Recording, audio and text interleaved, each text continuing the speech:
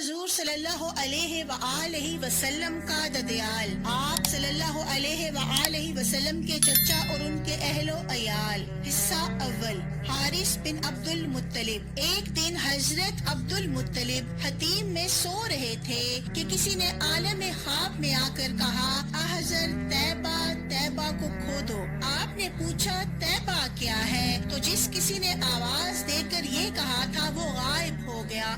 وہ پھر سو گئے تو آواز آئی، حضرت برہ کو کھودو۔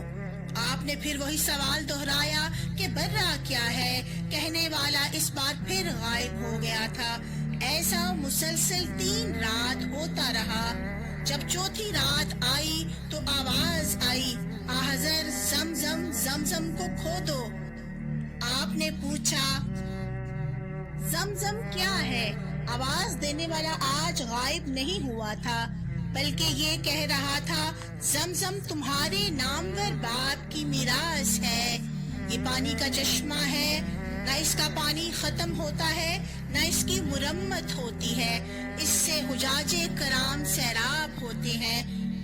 یہ گوبر اور خون کے درمیان ہے، جہاں کالا کوا چونچے مار رہا ہے، چونٹیوں کی بستی کے بالکل قریب ہے۔ جب بات واضح ہو گئی تو اگلے دن اپنے بیٹے حارث کے ساتھ کدال لے کر وہاں پہنچے۔ دیکھا کہ ایک سیاہ کوا وہاں چونچے مار رہا ہے۔ حضرت عبد المطلب نے اپنے اکلوتے بیٹے حارث کے ساتھ چشمے کی کھدائی شروع کر دی تھی۔ آب زمزم کا چشمہ اللہ نے سینکڑوں برس تک لوگوں کی نظروں سے اوجھل کر دیا تھا۔ اب حضرت عبد المطلب علیہ السلام پر اسے ظاہر کیا اور یوں یہ پھر سے لوگوں کے استعمال میں آنے لگا تھا۔ زبیر بن عبد المطلب۔ حضرت عبد المطلب کے تمام بیٹوں کو اللہ نے دل درد مند سے نوازا تھا۔ ان میں سے زبیر بن عبد المطلب کو ایک امتیاز حاصل تھا۔ ان کے 2 بیٹے عبداللہ اور طاہر اور 2 ہی بیٹیاں تھیں، زیایا اور ام الحکیم۔ ابو لہب بن عبد المطلب۔ اگرچہ ابو لہب کی موت کفر پر ہوئی اور اس کی مذمت میں پوری سورت نازل ہوئی، لیکن اس نے اپنے بھتیجے محمد صلی اللہ علیہ وآلہ وسلم کی پیدائش کی خبر سن کر صوبیہ نامی لونڈی کو آزاد کر دیا تھا۔ اس لیے مرنے کے بعد اس کے عذاب میں پیر کے روز یہ کمی آ جاتی ہے کہ وہ اس انگلی سے نکلنے والے ٹھنڈے پانی سے پیاس بجھا لیتا ہے جس انگلی کے اشارے سے اس نے صوبیہ کو آزاد کیا تھا۔ حضرت ابو طالب عبد مناف بن عبد المطلب۔ حضرت ابو طالب کا نام عبد مناف تھا جبکہ ابو طالب ان کی کنیت تھی۔ وہ حضور صلی اللہ علیہ وآلہ وسلم سے بے حد محبت کرتے تھے۔ حضرت عبد المطلب نے وفات کے وقت حضور اکرم صلی اللہ علیہ وآلہ وسلم کی پرورش کی ذمہ داری حضرت ابو طالب کو سونپی تھی۔ رسول اکرم صلی اللہ علیہ وآلہ وسلم اپنے چچا حضرت ابو طالب کے ہمراہ ایک تجارتی سفر پر تھے کہ بحیرہ نامی راہب نے آپ صلی اللہ علیہ وآلہ وسلم کو پہچان لیا تھا۔ پھر اس نے حضرت ابو طالب سے مخاطب ہو کر کہا، اے سردار، اپنے اس بھتیجے کو لے کر وطن واپس لوٹ جائیں، اسے یہودیوں کی نظروں سے بچائیں اور ہوشیار رہیں۔ انہوں نے اس بچے کو دیکھ لیا تو وہ اسے نقصان پہنچائیں گے۔ چچا کو اپنے بھتیجے کی نبوت پر یقین کامل تھا۔ وہ کئی باتوں سے اس حقیقت سے واقف ہو چکے تھے۔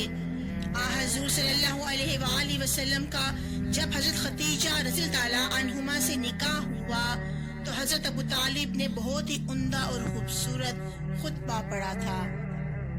حضرت ابو طالب کی موت کا وقت جب قریب آیا تو حضرت عباس رضی اللہ تعالیٰ عنہما نے دیکھا کہ ان کے بڑے بھائی کے ہونٹ ہل رہے ہیں۔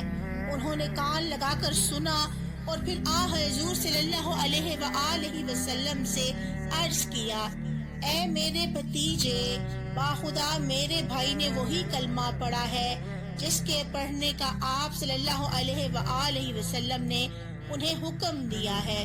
حضور اکرم صلی اللہ علیہ وآلہ وسلم نے اپنے چچا سے کہا تھا، چچا آپ یہ کلمہ پڑھیے، اس سے قیامت کے دن آپ کے لیے میری شفاعت روا ہو جائے گی۔ حضرت عباس رضی اللہ تعالیٰ عنہما بن عبد المطلب، حضرت عباس کی کنیت ابو الفضل ہے۔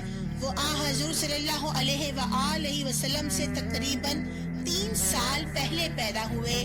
حضرت عباس رضی اللہ تعالیٰ عنہما اور ان کی اہلیہ ام فضل رسول اکرم صلی اللہ علیہ وآلہ وسلم سے بہت محبت رکھتے تھے۔ آپ رضی اللہ تعالیٰ عنہما کا شمار قریش کے معروف روسا میں ہوتا تھا۔ جب اللہ کے رسول نے دعوت اسلام کا آغاز کیا تو جن لوگوں نے سب سے پہلے بلا کسی محبت کے لبیک کہا، ان میں حضرت عباس اور ان کی اہلیہ ام فضل بنت حارث بھی شامل تھیں۔ وہ حضور صلی اللہ علیہ وآلہ وسلم کے ہمراہ ہجرت مدینہ کرنا چاہتے تھے، لیکن حضور نے انہیں مکہ مکرمہ میں رکنے کے لیے کہا تاکہ مشرکین کے بارے میں حضور کو خبریں پہنچا سکیں۔ حضرت عباس نے ایک عرصے تک اسلام لانے کے بارے میں اس بات کو چھپائے رکھا۔ یہ سن 8 ہجری کی بات ہے جب انہوں نے اسلام لانے کا اعلان کیا اور اہل و عیال سمیت مدینہ طیبہ میں آ گئے تھے۔ حضرت علی رضی اللہ تعالیٰ عنہما کے نزدیک حضرت عباس کا درجہ یہ تھا کہ انہوں نے اپنے عہدے خلافت میں جب وظائف پر نظر ثانی فرمائی تو حضرت عباس رضی اللہ تعالیٰ عنہما کا وظیفہ اصحاب بدر کے برابر کر دیا تھا۔ حضرت عباس نے حضرت عثمان غنی کے عہدے خلافت میں 32 ہجری میں وفات پائی۔ انتقال کے وقت ان کی عمر 86 یا 88 برس تھی۔ حضرت عثمان نے ان کی نماز جنازہ پڑھائی تھی۔